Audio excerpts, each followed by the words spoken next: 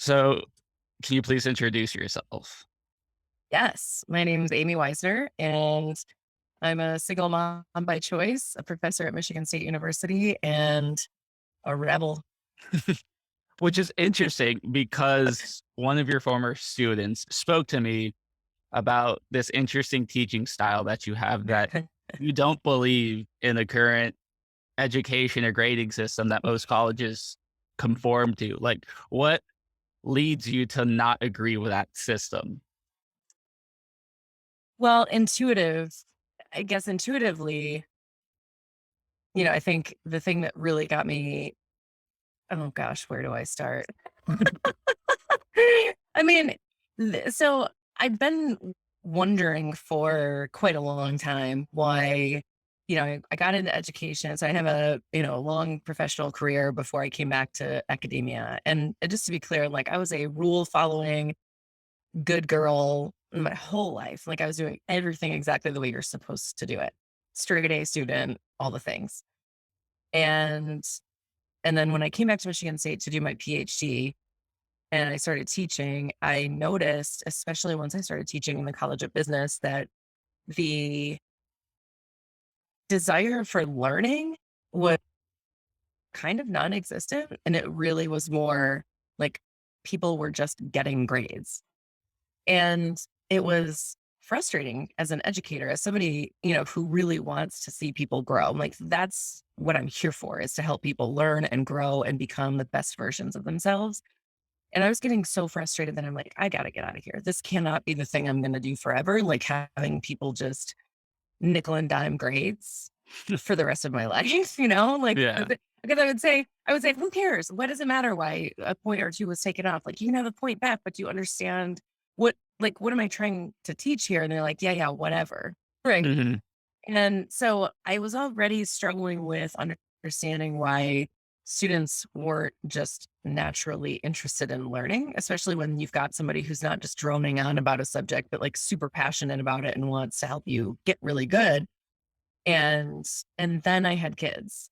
And so I'm an older mom. I was 44 when I had my daughter and 46 when I had my son, by myself. And so it's the three of us together. And I'm watching them and they're just naturally learners. I mean, Mhm. kids just are curious. They are constantly learning, constantly curious, never stop asking questions. And I love it. I mean, some people get annoyed by that, but I love it. I've always loved being around children. And I'm like, this is okay. So, what happens between here, toddler level, to like by the time someone gets to me, where does that go? Surely we don't lose it. What's happening? And so I just intuitively realized that there must be something within the system that was problematic. Which is Yeah. something I respect because Thank you. I grew up having learning disabilities, having ADHD. So Mm, I would put hours and hours into doing it.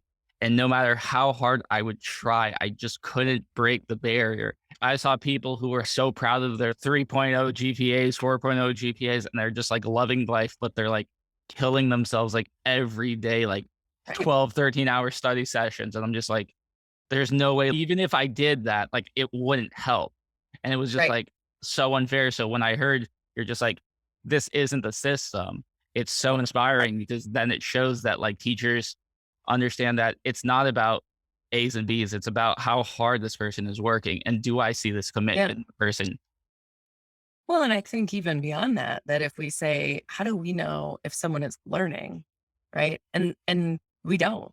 I mean, if anybody tells you otherwise, they're wrong because the data really is pretty solid that we as educators, when we are putting people through this system of grade getting, I'll just call it, Mhm. that it's inversely related to learning.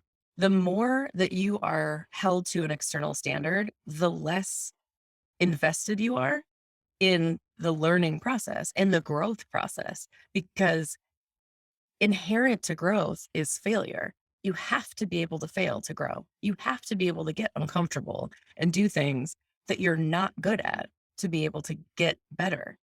And that's not how the system is designed. The system is designed to say, these are the things that you need to know. And like, who even decided that?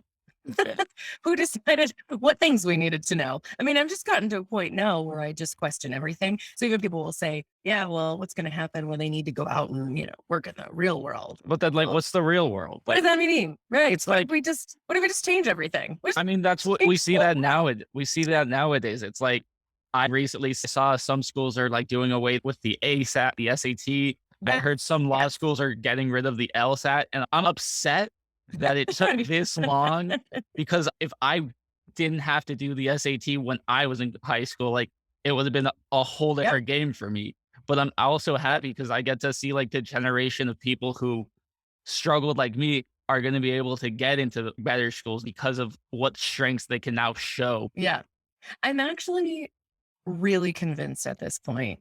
And again, let me just restate the fact that I am a former good girl, rule follower, straight A student. I am the person that was like the standard, but I was doing everything right. I was doing everything right. I am actually convinced that that makes me less smart than the people who are like, I'm not doing this. Because that to me is some sort of wild and amazing insight that people saw into the system long before I did. I started questioning things once I was in my 40s. Mhm. That was a long time. I mean, I was following the rules for a really long time. And now I'm questioning everything because it is. It's the everything is predicated on the idea that you need to have good grades in order to do everything in the next level. And it's just, yes, if we all buy into the system the way that it is, but we can change it.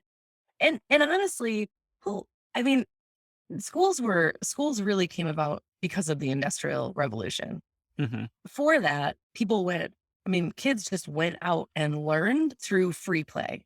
And so I actually, once I started down this journey, I started reading and realizing there's a whole movement of unschoolers and ungrading and self-directed education and mm, all these different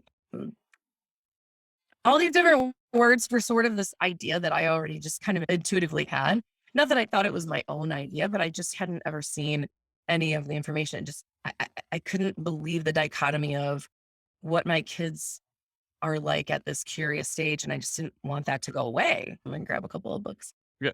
But Peter Gray, this is free to learn, is just phenomenal because he's a researcher and I'm a researcher. So I want to know the science, right? Before I go do this crazy thing with my kids where I'm not sending them to public school, unschool, or some sort of self-directed education. Fortunately, I have a little bit of time to figure it out because they're 2 and 4, but something.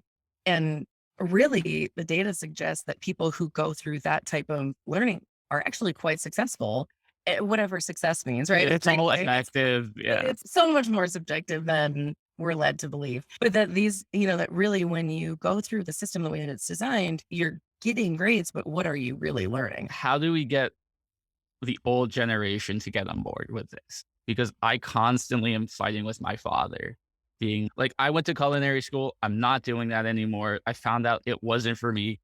And his argument Right. is like, you wasted Mm, X amount of years on doing this. But I don't understand, is that wasted time or is that no, time that I realized that I'm just like, I don't want to do this for the rest of my life? that's what I would label as what's your dad's Yeah, name? Leo. So yeah, I get it. I mean, that's the way Leo and his generation were raised, right? And even current generations. I mean, I have friends who will say the same thing. Oh, you're making the wrong choice. Don't school your kids. And I'm like, we all get one shot and this is it. But here's the thing. What I can tell you is that's the journey of self-discovery, right? Yeah. I mean, self-discovery is exactly that you get to try on new things. And that's, I think, fundamentally what is wrong ultimately with our education system. And in Leo's day, he didn't have the internet. Yeah. Neither did I, right? I didn't have the Yeah. option to just go Google things. But now, if you want to become an expert in something, you can do that from the comfort of your own home. You don't even have to go someplace. And so you probably have some really phenomenal skills from culinary school, but you also have what I think is a super valuable piece of information, which is that's not the thing for me. Yeah. And I actually believe that there are really strategic ways to get to the core of what you've been called to do in a more streamlined way. So you don't have to try out every single thing for the rest of your life to figure out if it's a fit. And that's a lot of what I'm moving the direction of doing privately. I also do it with college students, but really helping people figure out when you look inward, because we spend our whole lives looking outward. What does the system say I'm supposed to be doing? Right now, I'm supposed to be getting grades. Then I graduate and then I'm supposed to get a job. And what kind of job am I supposed to get? It's supposed to, should do, supposed to, right? And if we take all of that extrinsic motivation out, right? Everything that's outside of us. I think if we turn inward and look at who we are at the core of our being from the time that we're born, it's there. It's just suppressed for so long because of this indoctrination that we've gone through our whole lives. And for people who've not spent time doing that, that sounds like mystical bullshit. Agreed. Well, to wrap it up, if you had the opportunity to interview anyone, who would it be and why? Oh man, bell hooks, because she was just a revolutionary and her words inspire me. And I would just want to sit in her wisdom and soak in everything she has to say. Well, thank you so much. This has been an amazing interview. I've had such a great time being able to hear from a professor who is finally changing a system that needs to be changed. So I thank you for that. Yes. And Thank you. it's been a pleasure.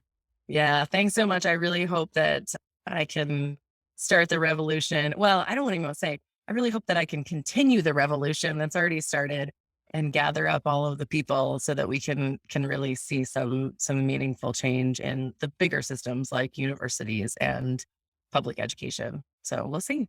Perfect. Thank you so much. Awesome. Thanks so much, Max.